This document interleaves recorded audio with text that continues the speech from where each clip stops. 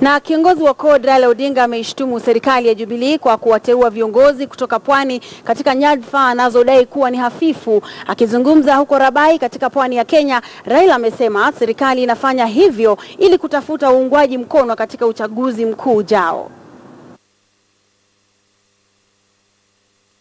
Makombo unapewa tu. Hakuna chochote ambacho unapewa.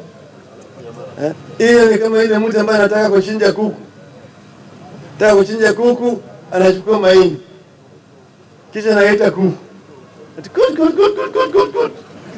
Kuku unakuja, anarushia mahindi. Jamaa anafikiri kuku unafikiri leo jamani mkarimu anataka kunilisha. Juu ya kwamba jamaa haja yake ni kitoweo. Akija karibu namna hii ananaswa. Kwe. Sasa ni mnaona leo Kazungu Kambo amepewa chairman ya nini? Katana Ngara chairman ya nini? Yote ni makombo.